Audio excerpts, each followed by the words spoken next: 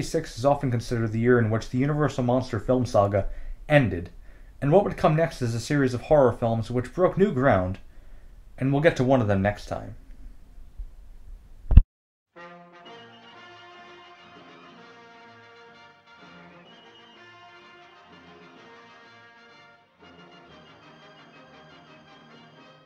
The first sound horror movie is Dracula from 1931, starring Bela Lugosi, and what a way to define the horror genre, which by then had been in its infancy. The original Dracula is a slow yet haunting movie with cobwebs, bats, bees coming out of their little coffins, and a massive castle. The film begins where a legal solicitor named Renfield travels to Transylvania in a bid to help the mysterious Count Dracula purchase a home in London. Assuming the Count simply wants to relocate from his native Transylvania and nothing else, Renfield presses on his journey to Castle Dracula, despite the many warnings the locals that live near the castle actually give to him. Good fellow he is. He wants me to ask if you can wait and go on after sunrise. Well, I'm sorry, but there's a carriage meeting me at Borgo Pass at midnight. Borgo Pass? Yes. Whose carriage? Count Dracula's. Count Dracula's? Yes.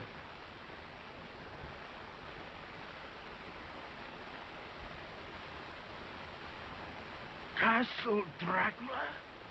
Upon arriving to the castle, Renfield is overcome with a sense of dread as the bizarre and outlandish-looking interiors in the castle speak for themselves. Massive spiders, huge cobwebs, and a suave yet rather unsettling host, Dracula himself, greets them. As the night progresses, things take a turn for the worse, and Renfield becomes a pawn of Dracula's. Renfield goes from a civil and relatively quiet and reserved person to a crazed lunatic under Dracula's influence and control. He goes completely insane and even develops an appetite for spiders and insects. The rest of the film deals with Dracula in London and his successes and failures alike of trying to settle into a large city where there is more fresh blood to live off of. Eventually, while attending a theater production, Dracula ends up meeting Jonathan Harker and Mina Seward, a couple, as well as Lucy, Mina's friend.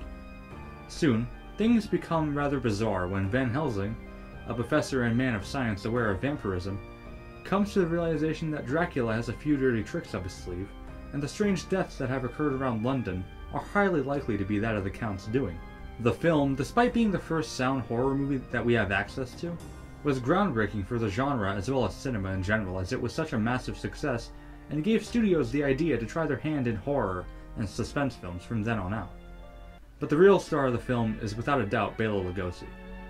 His performance as Dracula is what defined his career on the big screen.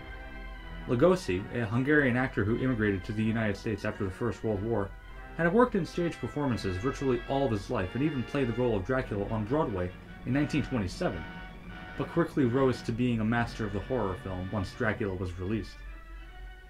His hypnotic stare and melodic voice had become synonymous with the way Dracula talks, to the point that whenever someone imitates Dracula, they are actually imitating Lugosi himself.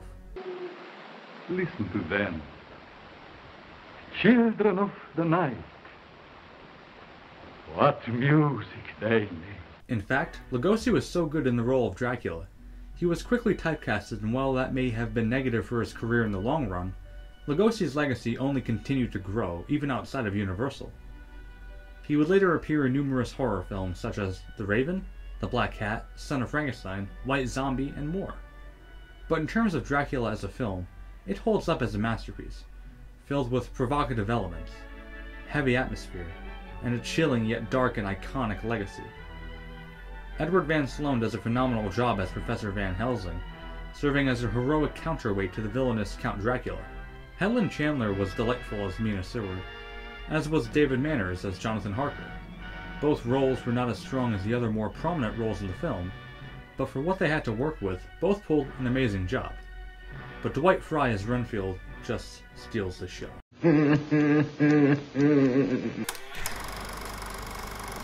How a count eats a Reese's peanut butter cup. I like to eat the peanut butter first. There's no wrong way to eat a Reese's.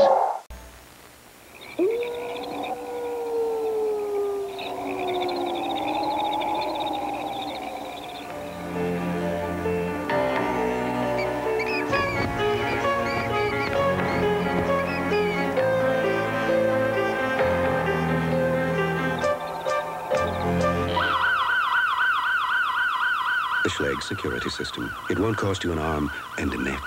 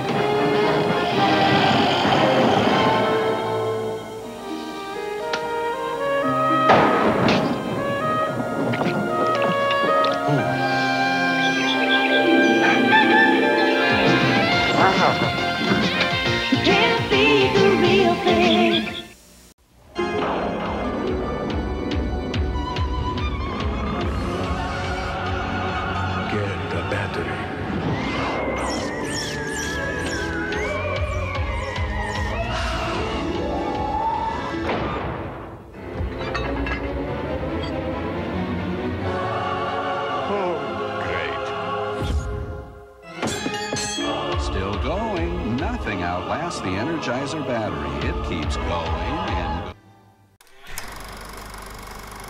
Dracula, starring Bela Lugosi, would launch the golden age of horror, which would span from 1931 to 1948 and would begin the Universal Monster Saga, where Dracula, Frankenstein's monster, the Bride of Frankenstein's monster, the Mummy, the Invisible Man, the Wolfman, and the Creature from the Black Lagoon and more would spawn dozens of movies, with these characters dominating the horror genre for decades.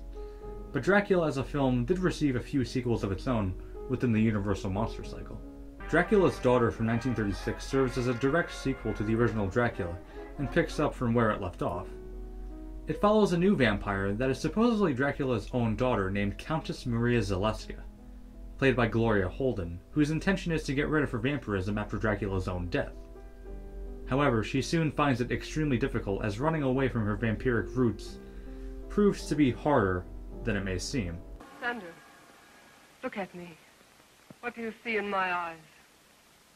Death. Son of Dracula from 1943 follows his supposed son or possibly an imposter played by Lon Chaney Jr., the son of Lon Chaney Sr., who played as Quasimodo in The Phantom of the Opera in the 1920s, also for Universal Studios. In this film, however, the vampire is named Count Alucard, obviously Dracula spelled backwards. Lon Chaney Jr. was the biggest monster movie star of the 1940s, having played the Wolfman, his signature role, 5 times, the Karis Mummy 3 times, Frankenstein's monster 1 time, and Alucard the son of Dracula just once. 2 years later, in 1945, House of Dracula was released, which really bore no resemblance to the Lugosi film, but maintained a similar plot to Dracula's Daughter.